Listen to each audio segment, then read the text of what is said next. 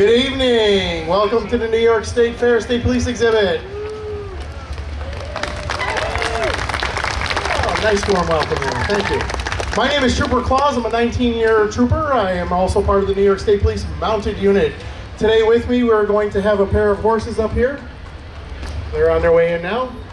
We have the wonderful Felix, ridden by investigator Mary Lane Moran.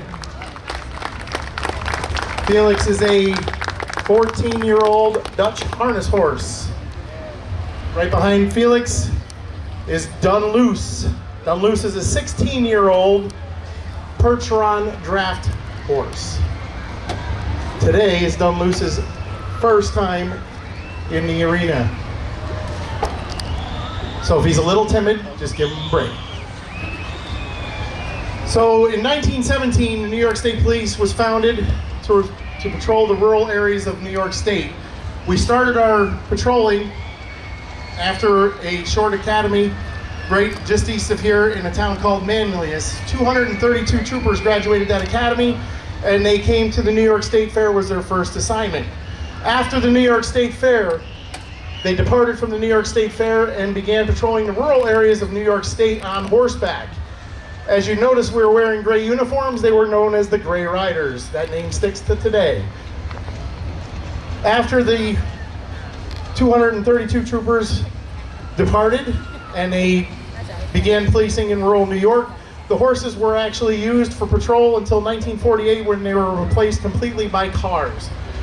The last time we had a mounted unit was in 1984 when we had an actual mounted unit, and they departed that mounted unit in 1988, and we've been on patrol with cars ever since. In 2017, we turned 100 years old, and they thought, hey, we'll bring back the horses. It's kind of a nostalgic part of our history, so here we are. Originally, they canvassed 36 members, 18 responded, and actually trained their own personally owned horses to become mounted horses for the New York State Police. We were only used for the centennial, but after 6 years, apparently we're pretty popular, and here we are. Today we have 6 riders left. I am one of the included. The two troopers in front of you are also part of that unit as well. We use our personally owned horses to patrol the fairgrounds, funerals, parades. Sometimes we do some different. Sometimes we do some different things like concerts or special events. All the horses that we have are actually personally owned by the rider that is riding them, so that is an opportunity for us to train the horses and use them for different things at home, where we end up working them personally. We get to know them a little better, a little closer. Felix here was actually an Amish buggy horse about 30 days ago. He was pulling a wagon, and he has got a second life as a New York State Police horse. Dunluce is being ridden by Sergeant Monica Sacco. She's out of SP Syracuse. Sorry about that, I forgot that in the information. Some of the questions we usually get are, how old are the horses? Do we have specific types of horses that we use? The answer to that is some horses are different age. She has another horse that's 26 years old.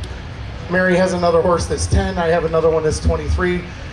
Usually they stick around and we use them until they're out of their service life or until we retire one of the two. So at this point in time, I would like to ask anybody, do you have any questions regarding the horses that we use or any of the equipment, tactic, or any of the stuff that we have? Nobody.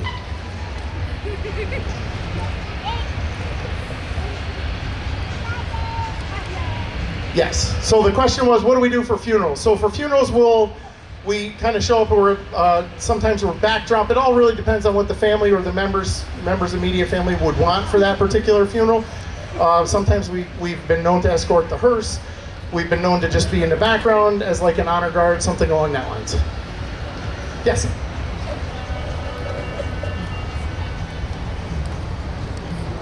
The question is, do the horse owners receive some sort of a stipend for the horse?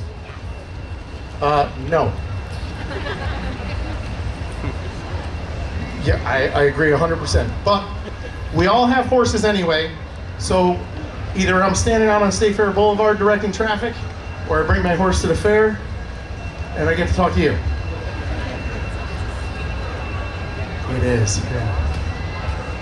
It's absolutely, it's pretty good. It's a labor of love, absolutely. So yes, we are not at this point in time, we are all working very diligently to try and promote the New York State Police Mounted Unit to become part of the rest of the entire detail that's here at the fair and all the other details that we have throughout the state. I mean, scuba guys, our dog guys, they're all really good. We're trying to kind of get in there and become a permanent unit. So by us doing this, we're showing how important we are, and if we're here next year, you know it's working. Yes, sir. Crowd control. I'm going to let Investigator Moran answer this question. Do we use the horses for crowd control? You just made a big mistake by handing me this microphone. You're not going to get it back for a little bit.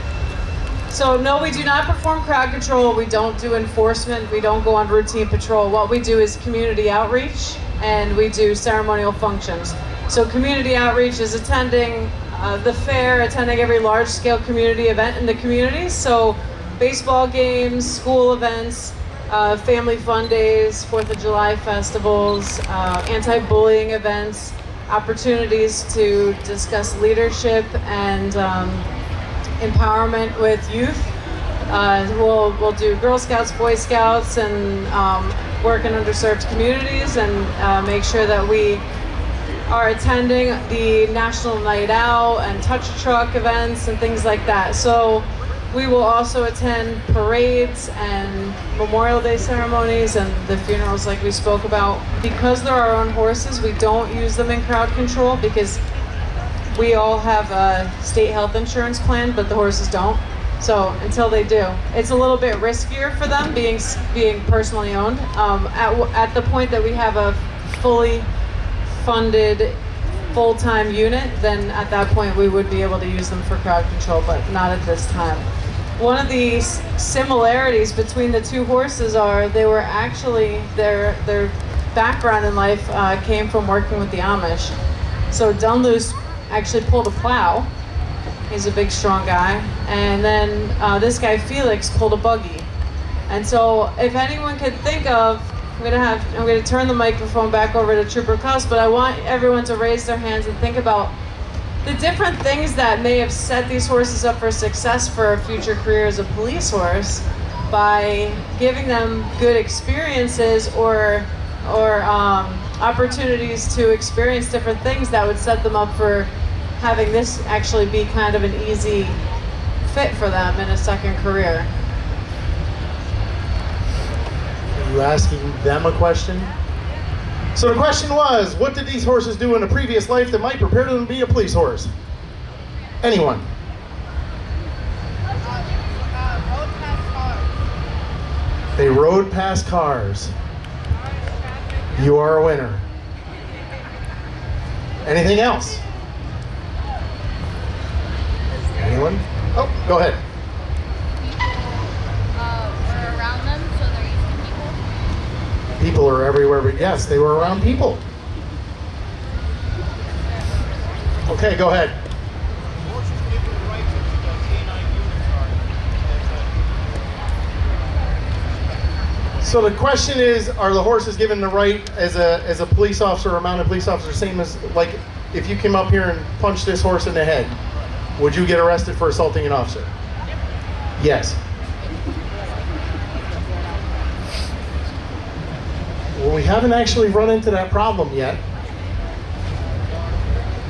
They haven't yet. No, they're at this point in time, the horses are all, as they're privately owned horses, the horses come with their own name, like the dogs are all named after fallen officers. The horses themselves are actually, they come with their own names, and at this point in time, we haven't actually gone through that yet. That will be something hopefully we don't go through for quite a while. But yeah, you know what? That's a good suggestion. All right. Anybody else? Oh, you can't raise your hands here, dear. It's like an auction. You put your hands up, you got to ask me something. Nothing? What's my name? Okay, go ahead.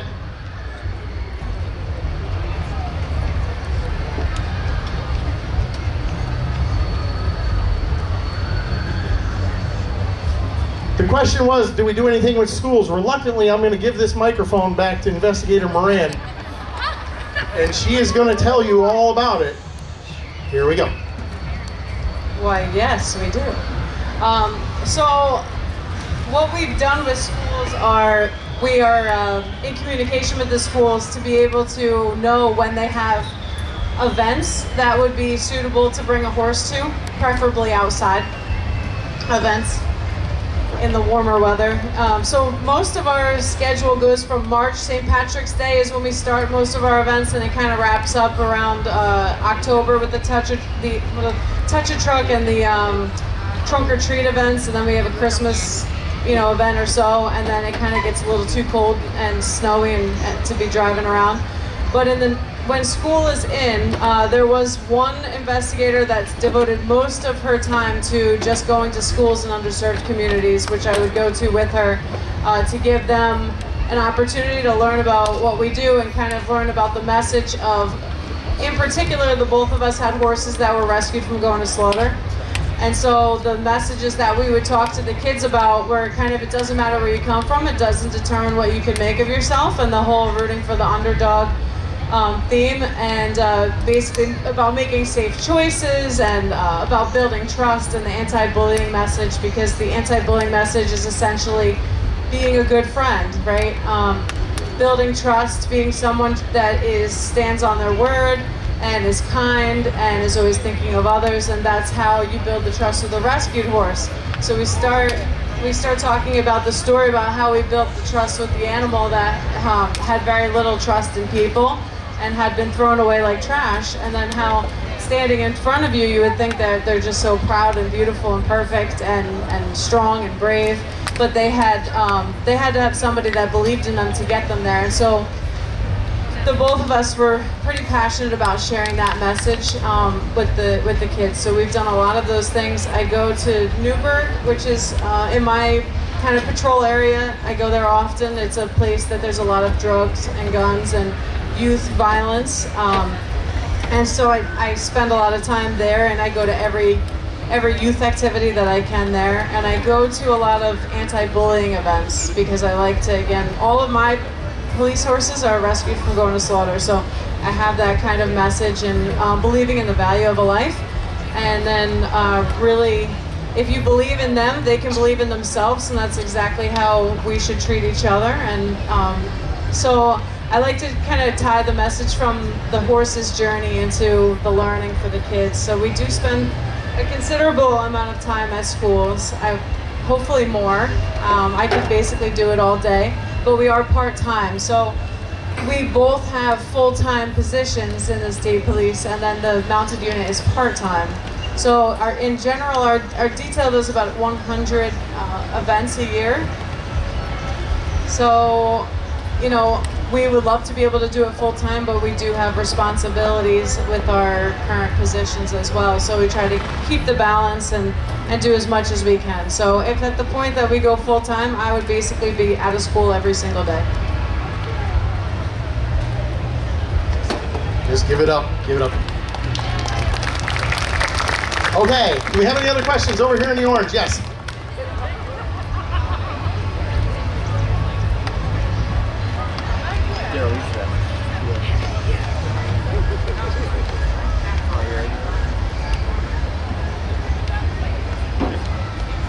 So pretty much everything you do with a horse, whether it's coming in and standing here talking to a crowd, or you're doing desensitization, or you're going out to get the mail, passing cars, sirens, flags flying on the midway, anything you're doing with the horse is actually going to help them to understand and trust you, and then you build a relationship with them, and they actually, with their trust, they actually will let you do more because they trust you and they've actually seen it, and it becomes sort of second nature. As you're walking down the road, you don't even realize you're walking, but you know you can do it.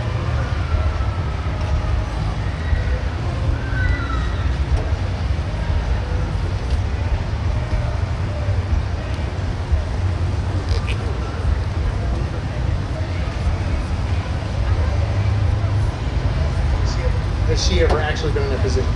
Okay, so the question actually is her personally, or just any of us. So the question is, because you're elevated, Myself, I'm 6 feet tall. Currently, right now, Investigator Moran is a good 4 feet higher than I am, give or take. So basically what you have is you have a 10-foot police officer. So if nothing else, if you look down State Fair Boulevard or Broadway right out here, and you see the trooper that's mounted at the far end, kind of walking towards you, it's a sense of presence. That's what we did at the concert the other night.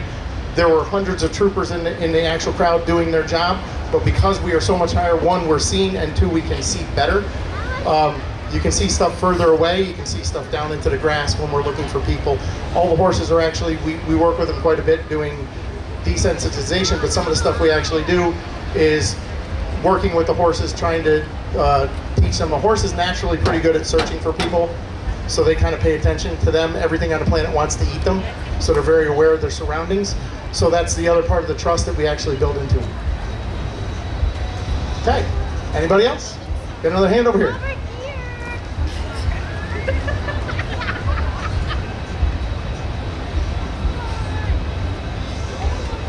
Thus far in our unit, the question was, has any of our horses ever received an award? Thus far in our unit, no, our horses have not received any awards yet. Well, you know, by all means. Oh, wait a minute. I'm sorry. That is incorrect. Currently, standing here in this ring, for your viewing pleasure, Investigator Moran came back from Washington, D.C. as the North American Dressage Champion with a police horse. This is her second award for this. And also, she talked me into staying in the Washington, D.C. area to compete in the North American Western Equitation class, in which I am also the North American Western Equitation Champion. So the New York State Police won 4 of the 4 classes, we won 2 of them. And right here we are. Okay, any questions on this in a blue hat?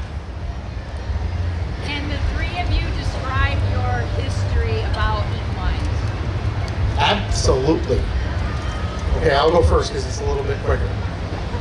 So, when I was born in 1971, we had horses. And the end. So in the early 70s, or late 70s, early 80s, my father was actually a mounted trooper. I'm a second generation mounted trooper. My father was actually here the other night, and he retired in 1997, and after being retired in 1997, he was one of the few guys that actually was on the mounted unit that could pass along all of his stuff to me when I became a trooper in 2004. So I am actually at this point, Sergeant Sacco is a second generation trooper, but I am a second generation mounted trooper. So he did about 25 years. I've showed Western Pleasure, Western Equitation, Gymkhana shows, trail riding, and various other things. Sergeant Sacco, I will let you answer your question. Thank you so much. So I grew up riding as well. I had a farm. I had a pony ever since I was born. And I, in high school, did jumping, show jumping. I also continued that through college in my early 20s. And this is my hobby, and I get to do it at work. So it is literally the best day that I could ever ask for. So here are 2 short stories. This one is a novel. Stand by, get your drinks. Investigator Moran, remember, the horses gotta eat dinner. Okay. Well. I'm not really sure where to begin here.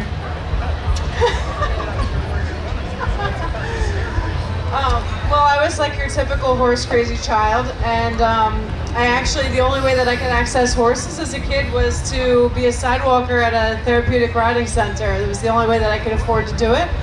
And so I did that every day. I rode the bus from school with the kids to the therapeutic riding center, and I saw firsthand the magic of the horse, because it gave kids that I went to school with eyes and legs and the ability to do something that I couldn't even do.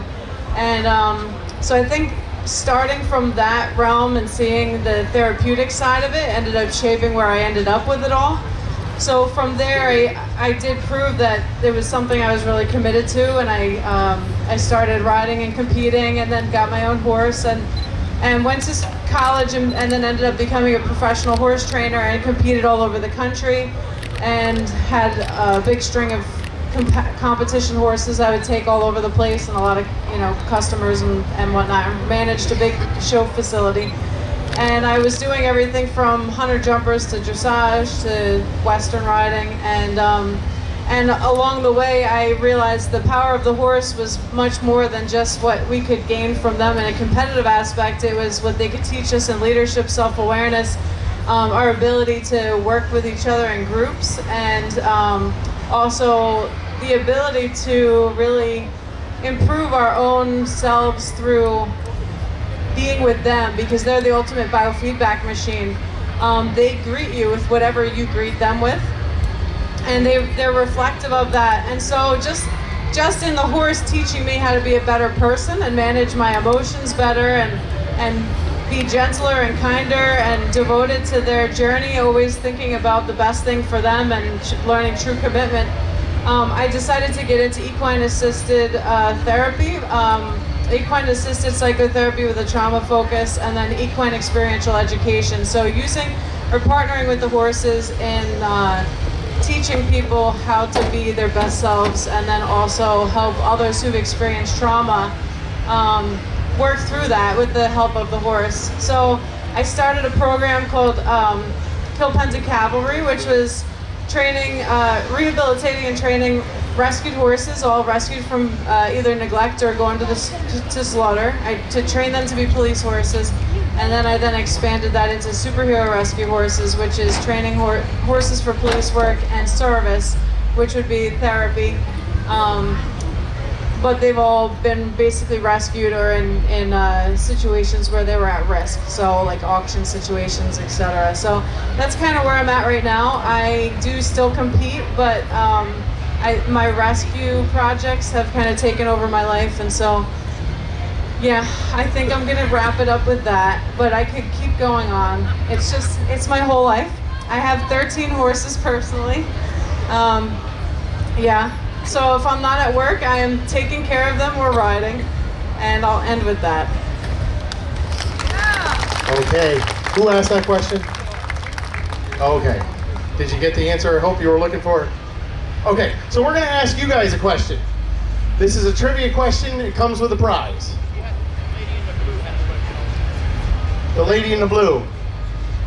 That lady in the blue? Kristen, did you have a question? How did they get such a handsome guy to come out here and do this? Well, the answer to that was easy. I'm the most qualified. Okay, that wasn't your question. Was there some other lady in blue? That was her. See, it's like an auction. Put your hand up, somebody's gonna ask you something. Okay, so this question comes with a prize. If you can tell me what color is Felix? Hold on. Up there on top. Wow, that was quick. All right, come on down, you got your prize. What she won for a prize was a New York State Police mounted trading coin. These are available over at the PBA. If you want to support our mounted unit at the PBA or over at the Trooper Foundation, they have stuff that helps support us in our cause, because I said most of the stuff we have is personally owned. Okay, so at this point in time, the littles that are out here, anybody want to come up and take a chance on feeding a horse a carrot? Okay, what we're going to do is we're going to pick a number from 1 to 10. Felix is going to tell me what that number is. The closest one to it, out of 3, gets to feed him a carrot. Don't shout the answer out. That's not how that works. That sounded awfully non-little. Okay, you ready, Felix?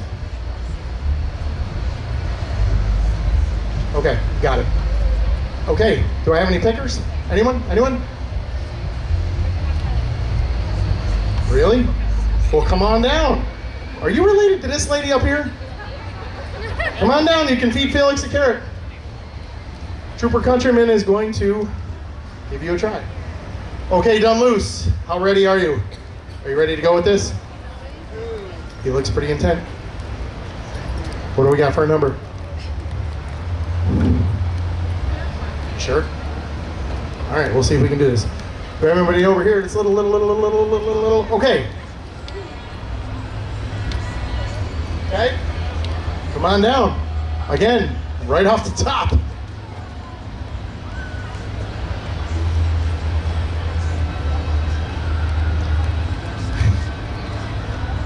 Trooper Countryman, where's the carrots?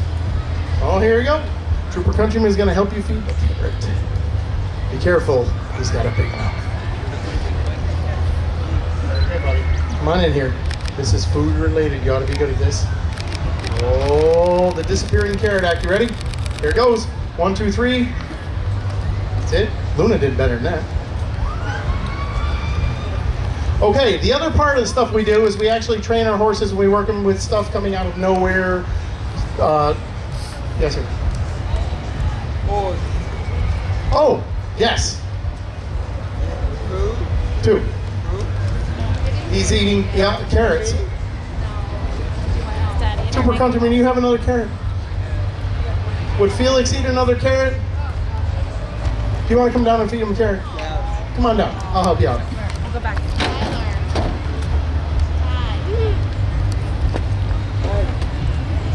What's your name? Charles? Tyler? Come on over here, Tyler.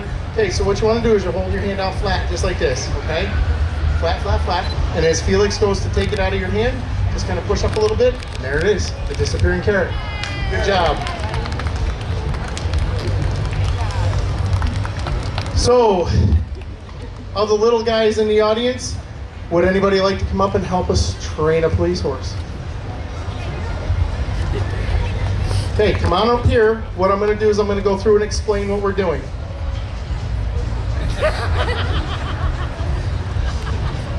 Come on right up front, buddy. Stand right there. Okay? So what we're going to do is we're going to play a little game with the horses. Okay? The game that we're going to play may seem like a very simple game to you, but it's actually got a big purpose. So the horses that we have in front of us are actually trained to walk through crowds. They're taught to deal with sirens and flares and fires and all kinds of other stuff. So one of the things that we do with the horses is get them to gain our trust. Where did he go?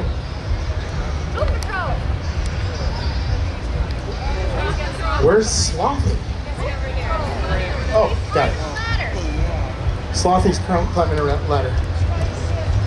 So one of the things that we're going to do is we're going to play a little game here. And the game is, essentially what you're going to do is you're going to give this, I'm going to give Slothy here to Investigator Moran, and she is going to toss the sloth. That's the name of the game, toss the sloth. Now it seems like an interestingly simple game where you're just tossing a teddy bear around, right? Well, what it does is it actually helps teach the horses that stuff coming at them is actually okay. Whether it's a sloth that's nice and soft, she's going to tell the horse, show him that it's not that big of a deal. He's not really bothered by it. What you just did was okay. So that's positive reinforcement. She's going to toss the sloth off to the side, and then you're going to throw it back. So this simple game of throwing the sloth back and forth may seem small and easy, but it's actually teaching the horse that stuff flying at them could be okay. Essentially to trust the rider. And the sloth is a lot easier for us to catch. Because even though Investigator Moran looks very athletic, she's not much of a catcher. Who wants to see how good of a catcher Investigator Moran actually is, though? I would like to see this. Oh, what's your name? Colton. Do you think Investigator Moran could catch this ball if you threw it to her, not at her? Gently. We're not trying to take her off the horse. Okay, this is not knock the clown off. There you go. Good job, Colton. We're going to do a couple passes and see if we can get her to do a couple. Now the object has changed, but the game is still essentially the same thing. She's going to hate me later because I changed it up on her and took her sloth away.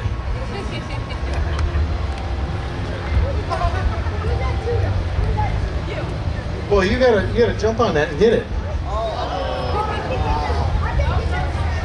All right, you're going back to the sloth, buddy.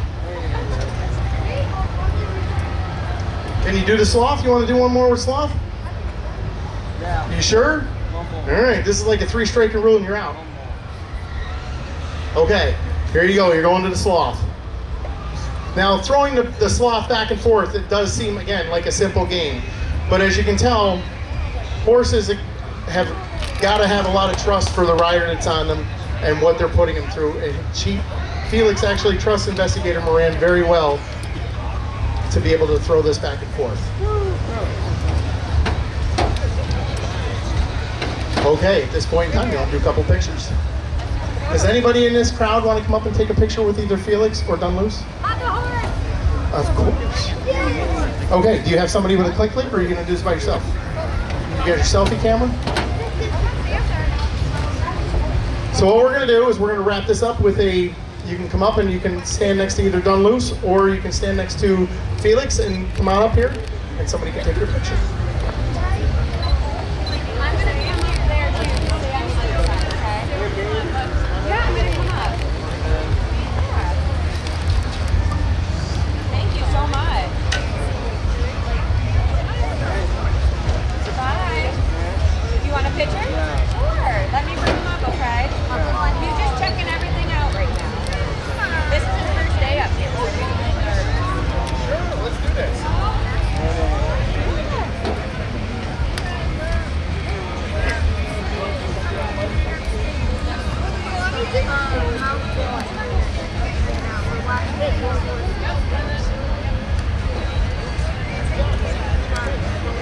Did you get your picture? Yeah. Good, good.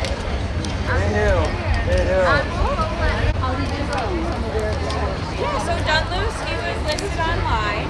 He was a plow horse for the Mennonites, but he actually developed asthma, and so he wasn't able to keep up with the work that he needed to do, so they no longer had a use for him. So I decided, I went down and rode him, and I figured, you know what, this horse, just because he has asthma doesn't mean that he's worthless. He did work out for us, and so what I decided is we'll treat his asthma, and then what we'll do is we'll put him through and see if he passes and how he does. And he's great. He doesn't have to do strenuous work with us. A lot of the stuff that we do is just standing and walking in grades. So he does really good. Can you smile? It's really interesting. It's like a career. It is, yeah. What? Ready? And now he's got carrot all up in his throat.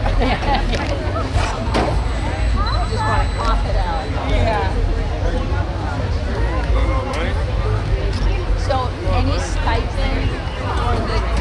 So yeah, when we do truck and trailer them for state purposes, they do reimburse us for our fuel that we use. And then when we're here at the fair, they provide that in for us. But they are our personal owned horses.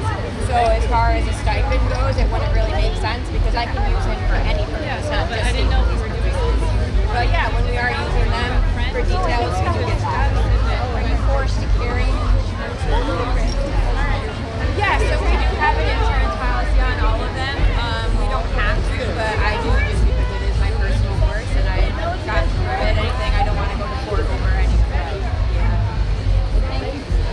Thank you.